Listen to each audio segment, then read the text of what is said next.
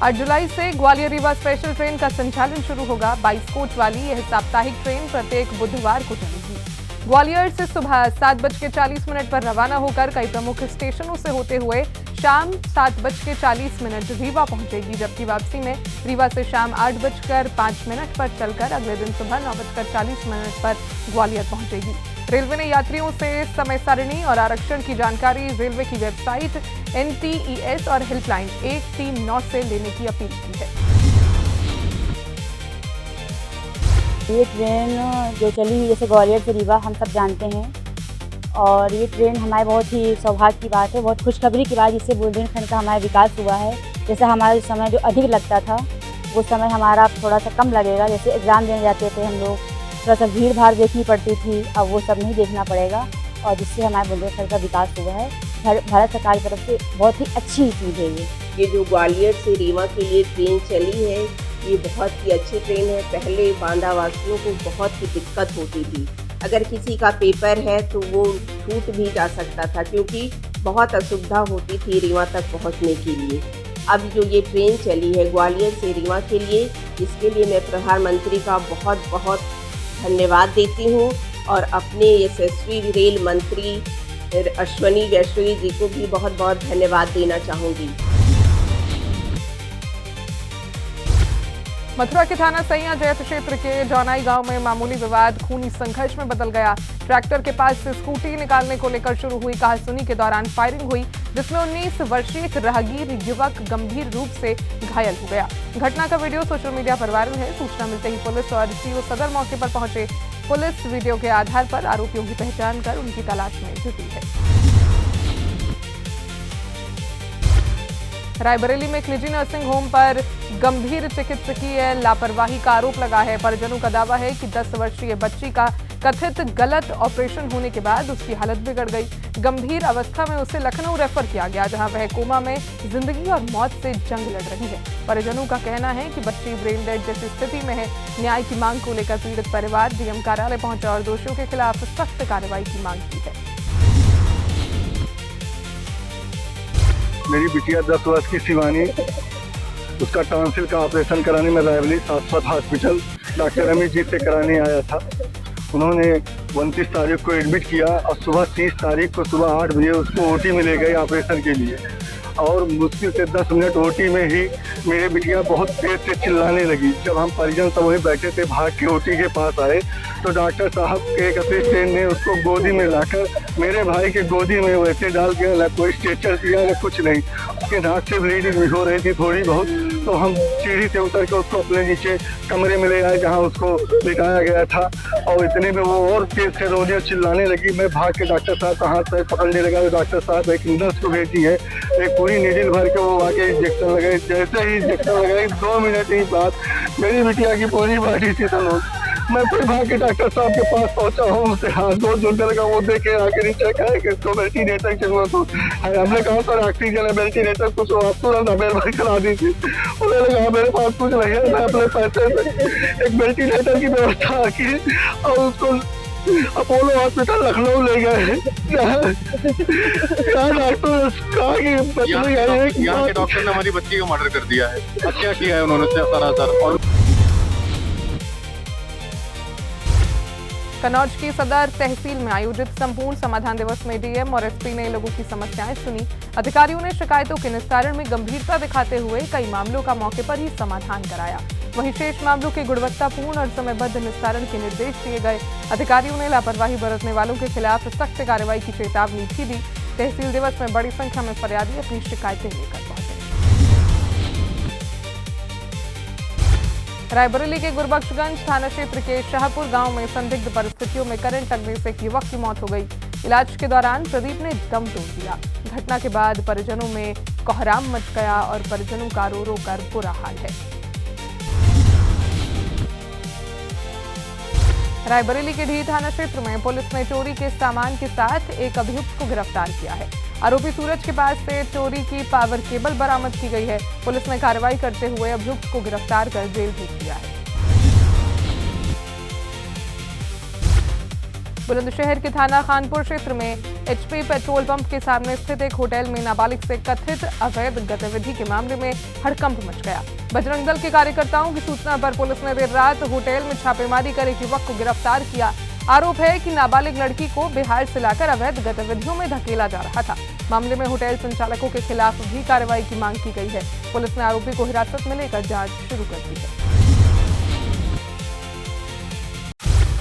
यहाँ पर petrol pump के सामने खानपुर में यहाँ पर एक ओयो है। यहाँ पर एक मुस्लिम लड़का एक लड़की को लेकर आया था और उससे देह व्यापार करा रहा था, जिसमें हमने प्रशासन को बताया। प्रशासन वहाँ जाकर दोनों को छानबीन करी, उसमें सत्य पाया गया ये बात, और उसमें शामिल ओयो का ऑनर भी है। और हम यहाँ पर आए हैं थाना पर और उनके साथ कड़ी से कड़ी कार्रवाई करने की मांग कर रहे हैं। आप रायबरेली के जगतपुर थाना क्षेत्र के टांगन गांव में भूमिधरी जमीन पर अवैध कब्जे के आरोप को लेकर ग्रामीणों ने डीएम कार्यालय में प्रदर्शन किया। पासी समाज के जिलाध्यक्ष के नेतृत्व में प्रदर्शनकारियों ने विकास भवन से डीएम कार्यालय तक नारेबाजी की। ग्रामीणों ने प्रशासन से मामले में जांच कर कार्रवाई की मांग की है। बहराइच में दरगाह की जमीनों पर कब्जे और भ्रष्टाचार के आरोपों को लेकर विवाद गहरा गया है। शहर में स्थित सैयद सालार मसूद गाजी की दरगाह कमेटी पर लगे आरोपों के बाद बड़ी संख्या में खुदाम डीएम कार्यालय पहुंचे और ज्ञापन सौंपा। खुदामों का आरोप है कि कुछ ठेकेदार करोड़ों की जमीन पर कब्जा किए बैठे हैं और कमेटी पर बेबुनियाद आरोप लगा रहे हैं। उनका कहना है कि करीब 2.5 करोड़ रुपए से अधिक की बकाया राशि भी वसूली के लिए लंबित है। मामले में प्रशासन से जांच और कब्जा मुक्त कराने की मांग की गई है। राजलदेसर राजकीय चिकित्सालय में डॉक्टर कपिल धाबाई की पुनर्नियुक्ति को लेकर विरोध लगातार बढ़ता जा रहा है। भीम आर्मी, किसान सभा, मेघवाल महासभा और कांग्रेस सहित विभिन्न संगठनों ने चिकित्सालय के बाहर प्रदर्शन कर तहसील कार्यालय पहुंचकर मुख्यमंत्री के नाम ज्ञापन सौंपा। प्रदर्शनकारियों ने आरोप लगाया कि पूर्व में हुए समझौते के बावजूद जांच पूरी नहीं होने से पहले चिकित्सक की पुनर्नियुक्ति की गई है, जिससे आमजन में आक्रोश है। उन्होंने जांच पूरी होने तक चिकित्सक को हटाने और दोषियों पर कार्रवाई की मांग की है। साथ ही मांग पूरी न होने पर उग्र आंदोलन की चेतावनी दी है। सीतापुर के महोली विधानसभा स्थित बैजनाथ धाम में गौरक्षा यात्रा के दौरान शंकराचार्य स्वामी अभिमुक्तेश्वरानंद सरस्वती ने सरकार पर तीखा हमला बोला। उन्होंने कहा कि जो सरकार गौरक्षा का संकल्प लेकर उसे ईमानदारी से लागू करेगी, जनता उसी का समर्थन करेगी। इस दौरान उन्होंने गौ हत्या और गौ संरक्षण के मुद्दे पर सरकारों को कटघरे में खड़ा किया। इसके साथ ही शंकराचार्य ने राम मंदिर से जुड़े कथित चंदा और चोरी के मामलों पर भी गंभीर सवाल उठाए, जिससे राजनीतिक और धार्मिक हलकों में हलचल मच गई है। उन्होंने राम मंदिर के संचालन को लेकर भी टिप्पणी की और ट्रस्ट व्यवस्था पर सवाल खड़े किए। ऐसा है कि अभी वो समय नहीं आया बेटा। अभी हम मौका दे रहे हैं हर पार्टी को, विशेष करके जो पार्टी सत्ता में है उसको मौका दे रहे हैं, इसलिए उसकी आलोचना जो है सच्ची वो कर रहे हैं। हम चाहते हैं कि पार्टियां अपने में सुधार करें। गौ माता के बारे में जो उन्होंने मौन साध रखा है, गोल गोल बातें कर रखी हैं, अब वो चलेगा नहीं। अब मतदाता संकल्पित हो रहा है, इसलिए अब साफ साफ कहना है। तो अभी 6-8 महीने का बीच में समय है। हम चाहते हैं कि तब तक इनका अगर कोई सुधार होता है तो देख लिया जाए, और अगर इनके अंदर किसी में सुधार नहीं होगा तो फिर नया ही व्यवस्था खड़ी करनी पड़ेगी। और हम बताएंगे, जब चुनाव आएगा हम बताएंगे, अनुशीलन करके बाकायदा साफ साफ बताएंगे कि इनको वोट देने से गौ हत्या का पाप अपने को नहीं लगेगा। समय आएगा हम बताएंगे, अभी नहीं बता सकते क्योंकि अभी हम सबको मौका दे रहे हैं। क्या पता कोई सुधर जाए। सर, राम मंदिर चोरी के मामले में क्या कहेंगे, जो लगातार चंदा चोरी? राम मंदिर में चोरी जो है वो केवल चंदा की नहीं हो रही है, केवल चढ़ावा की नहीं हो रही है, वहाँ तो हर काम में चोरी हो रही है। और हम आपको बताना चाहेंगे कि सच बात यह है कि वहाँ तो राम भी चोरी हो चुके हैं 2 बार, 1 बार नहीं 2 बार। वहाँ पे राम जी स्वयं भी चोरी हो चुके हैं। वहाँ तो चोरी का काम सदा से चल रहा है। ये तो पाप का गड़ा भर गया, शायद कल ही खुल गई, भगवान ने चाहा होगा तो थोड़ा सा मामला निकल करके आ गया है, लेकिन वो चोरी का अड्डा बना हुआ है। हमारा ये कहना है कि ट्रस्ट को तत्काल भंग करके धर्माचार्यों का ट्रस्ट बनाया जाए और वहाँ के धर्म के अनुसार वहाँ का संचालन हो। जांच करा पाएगी? कोई नहीं, देखिए जो चोरी करने वाला है वही जांच करने वाला है। सरकारी के लोग वहाँ पे ट्रस्ट में बैठे हैं और सरकारी जो है वो जांच कर रही है, दोनों एक साथ कैसे हो सकता है? इसलिए जांच वांच का कोई मतलब नहीं है। ट्रस्ट को भंग करके धर्माचार्यों का ट्रस्ट बनाइए और सरकार खूब जांच करे। वहाँ पे सरकार जो है कड़ी जांच रखे ताकि धर्माचार्य भी गड़बड़ी न कर पाए। बहराइच के कोतवाली नानपारा क्षेत्र में एसएसबी कैंप के पास तेज रफ्तार कार अनियंत्रित होकर बिजली के पोल से जा टकराई। टक्कर इतनी जोरदार थी कि पोल टूट गया और कार गिट्टी पर चढ़ गई। हादसे में चालक गंभीर रूप से घायल हो गया। स्थानीय लोगों ने कड़ी मशक्कत के बाद चालक को कार से बाहर निकालकर उपचार के लिए भेजा। पुलिस मामले की जांच में जुटी है। बहराइच के मोतीपुर थाना क्षेत्र में एसएसबी और पुलिस की संयुक्त टीम ने कार्रवाई करते हुए 13 ग्राम अवैध स्मैक के साथ एक नेपाली तस्कर को गिरफ्तार किया है। बरामद स्मैक की अंतर्राष्ट्रीय कीमत करीब 5 लाख रुपए बताई जा रही है। पुलिस ने आरोपी के खिलाफ एनडीपीएस एक्ट के तहत मुकदमा दर्ज कर उसे जेल भेज दिया है। वहीं तस्करी के पूरे नेटवर्क की जांच जारी है। रायबरेली शहर कोतवाली पुलिस ने अवैध गांजा तस्करी करने वाले गैंग का भंडाफोड़ करते हुए एक महिला समेत 3 आरोपियों को गिरफ्तार किया है। पुलिस ने उनके कब्जे से 10 किलो से अधिक अवैध गांजा और तस्करी में इस्तेमाल की जा रही एक स्कॉर्पियो गाड़ी बरामद की है।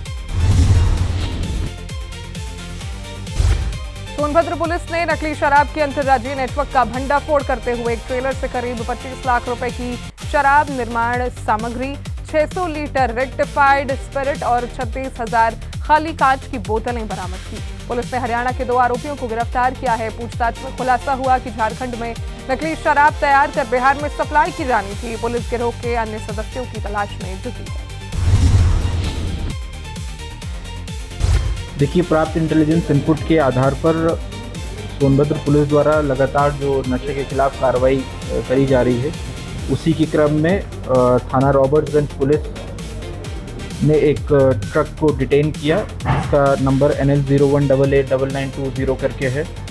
इस ट्रक को जब चेक कराया गया और इसमें सामान देखा गया तो इसमें देखा गया कि बहुत सारी मात्रा में कांच की बोतल थी। जो शराब की बोतलें होती हैं उस प्रकार की ये बोतल थी। जब और गहराई से इसमें जांच की गई तो अंदर बड़े बड़े ड्रम्स दिखाई दिए। उन ड्रम्स को जब चेक किया गया तो लगभग 600 लीटर का रेक्टिफाइड स्पिरिट उसमें मौजूद था, जिससे शराब बनाने में इस्तेमाल किया जाता है। अंदर और उसमें छिपा करके जो रखा गया था उसमें एक कैरमल एक सब्सटेंस होता है, रासायनिक पदार्थ, जिससे शराब को कलर दिया जाता है। 46 किलो का ये मिला है। साथ में 5 लीटर रेक्टिफाइड स्पिरिट जो शराब को फ्लेवर देने के काम में आती है वो भी आता है। 3 की प्लास्टिक बोरियों में 160 पैकेजिंग टेप मिले हैं जो यूनाइटेड स्पिरिट नाम की कंपनी का उसमें अंकन है।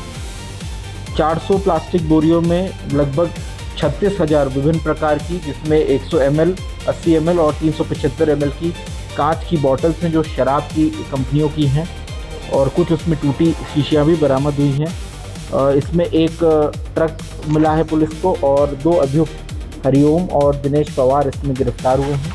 इनसे पूछताछ में पुलिस को जानकारी प्राप्त हुई है कि ये जो ट्रक है ये लुधियाना साइड से निकल करके उड़ीसा की साइड जा रहा था, और इसमें इनको समय समय पे इनके हैंडलर्स द्वारा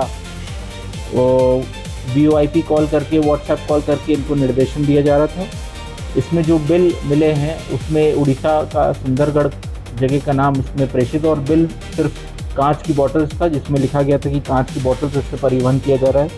लेकिन इसको हम लोगों ने एक्साइज डिपार्टमेंट को बुला करके चेक किया है। इसमें अच्छी खासी क्वांटिटी में ये रेक्टिफाइड स्पिरिट वगैरह बरामद हुआ जो कि नकली शराब बनाने में प्रयुक्त होता है, और इससे अगर शराब बनाते तो लगभग 25 से 30 लाख रुपए की लगभग की शराब इससे तैयार की जा सकती थी।